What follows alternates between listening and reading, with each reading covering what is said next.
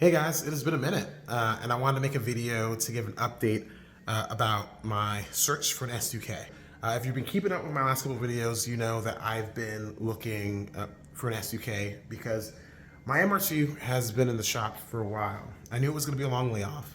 You know, dropped it off back in August. We're now in March, but there were a slew of issues to fix. Derek is a very busy dude, and I'm 100% fine with that because I know that when I get my car back, all the problems that have been plaguing it are going to be gone because he is phenomenal. All right, but about the S2K. So I love cars, right?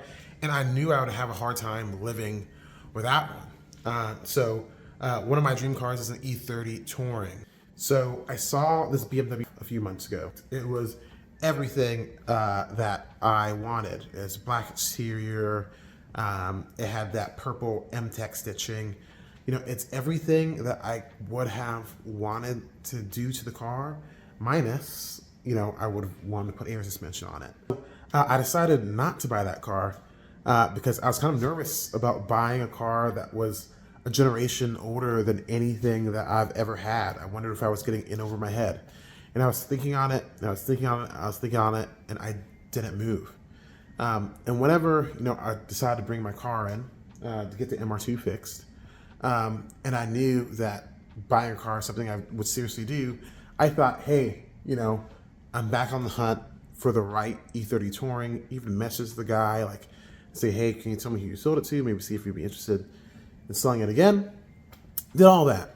And then I just test drove an S2K. There was one around my house, so I was like, let me go experience that. I did that video, and I was hooked, right? It turned my head to the point where I was like, oh my goodness, like the gap between this and the MR2 is ridiculously wide. I know that I'm never selling the MR2 because it doesn't make any sense to, right? That car, I'll take that car with me to my grave, right? So it's like, oh, I guess I'll just buy a second two-seater, which is kind of ridiculous. But I was set on it. I was set, that was what I was gonna do. But because I knew that I shouldn't buy a two-seater Roadster, I was obsessed with finding a good deal, right? The Ed Bowling route per se. And as I tell you the story, I just want to preface it with saying that I know that I did make some mistakes here, but whenever you want to find a deal, you have to make strategic risks. Okay, you have to take strategic risks. Because if you don't want to take absolutely any risk, you want to make sure every car that you get is inspected. If you want to make sure every car that you see has had a compression test. If you want to dot all your I's and all your T's, you're usually not gonna get a great deal because deals often come whenever someone doesn't want to deal with all that, right? So, with that being said, I will tell you the story of how I was almost and kind of essentially still scammed because I bought a set of plane tickets to go to Portland, Maine to check out this beautiful, beautiful yellow S2K, right? And it was an AP1 with an AP2 bumper. And I wasn't too concerned about that because, listen, like, I think the AP2 bumper looks a lot better than an AP1 bumper, right? So if I was modding my car and I had an AP1, you know, especially like if the VIN on the bumper was already missing, I would get an AP2 bumper and put it on the AP1 car because the AP2 bumper, in my opinion, looks so much better. So I wasn't really worried about that. He was upfront about it. You know, he said, oh, the front bumper was repainted. Though he did say because of rock chips, and I'm like, it's a completely different bumper, but wasn't too worried about it. And he was a master mechanic at Subaru, and he was very active on the forums. So because of that, because he's like very active in the forums, you know, his job is for all to see. He works in the automotive industry. So you're like, okay, like this guy, you know, he's kind of on the up and up. He's pretty legit, right? He's a master mechanic. He says he sorted through all the car. I'm like, listen, like I get all that, but I would like to get a compression test or get an inspection. Then the guy just started making all of these excuses. He's like, oh, well, the car's off of insurance. Don't really want to drive it anywhere, like do all this stuff. And I'm thinking like, what? Like that doesn't really make any sense, man. Like I could send some guy to you, like a third party inspection thing. He's like, I don't really want to deal with that. You really have to realize that there are some people, whenever you're trying to buy a car, that are just very difficult. So, we're talking, and I'm like, hey, can I get the VIN, right? And this is after I've, purchased my ticket to fly out there.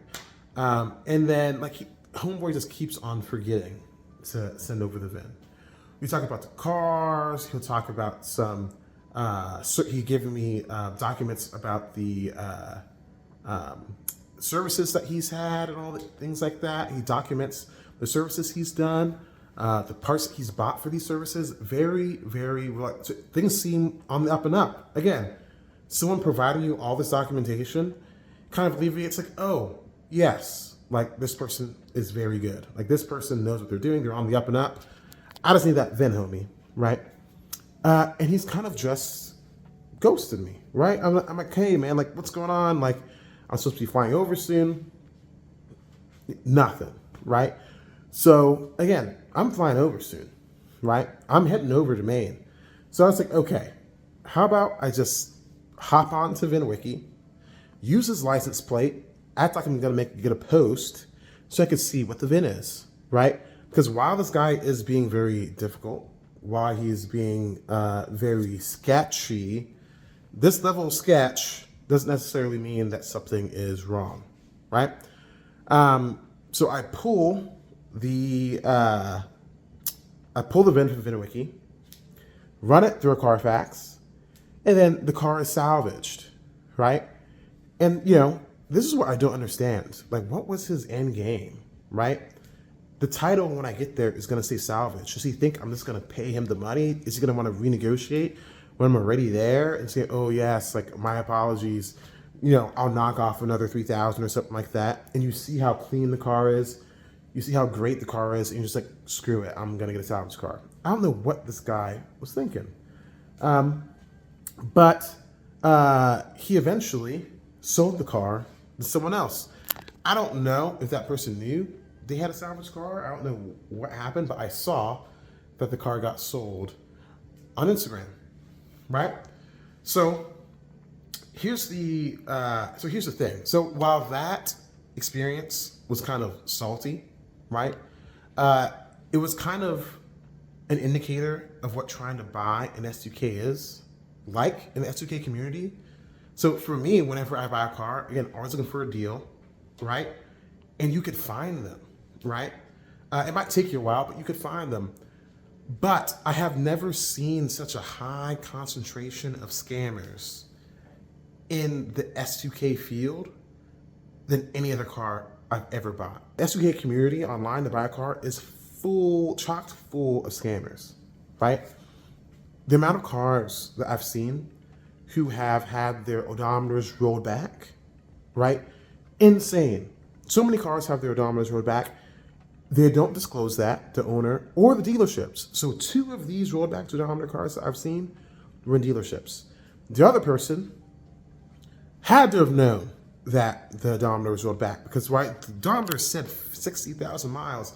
This car looked rough. I mean, these were a rough 60,000 miles. They had 100,000 more miles on them, right? And I kind of found that that was like the name of the game for the S2K community.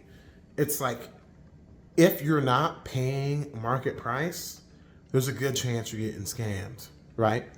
So that's why I kind of find that like S2Ks, there are no deals. Oh, that's not true. There are deals. They're just ridiculously rare. And in order to get them, I almost feel like you have to be insanely reckless, right? Kind of like what I was going to do in order to get that car in Maine, right? It was reckless to buy a ticket without getting any type of inspection for the car because I just felt like this guy was on the up and up. I kind of just trusted him because he was active in the S2K community on the forums. the fact that he was a master mechanic, the fact that he was comfortable enough to tell me where he worked, right? That I was just like, there's no way that this guy is legitimately scaring me. So I felt that was a strategic risk that the car would be fine, especially with all the service records and all that stuff, right? But when it comes to anything else, if you see an S2K that is a deal, right? So there was one that I saw that was actually very close to me in DC. And I'm like, this is the moment. It was a private sale. And like, it was gone, sold like within 6 hours, right? Because if you see something that is a deal, right? And you want it, like you have to move fast. I do want another car so badly. But I think that after the many months of thinking, the many months of like searching for an S2K, after all that, I just come to realize like, hey, if I do buy a second car, it should be a car that gives me different utility than the S2K. Because while the S2K is a better car than the MR2, it's a luxury that I probably should not oblige in. Get something else that I could bomb around in, have fun, carry friends in, go on a hike, do some photography trips, do something like that. So, and that's the video.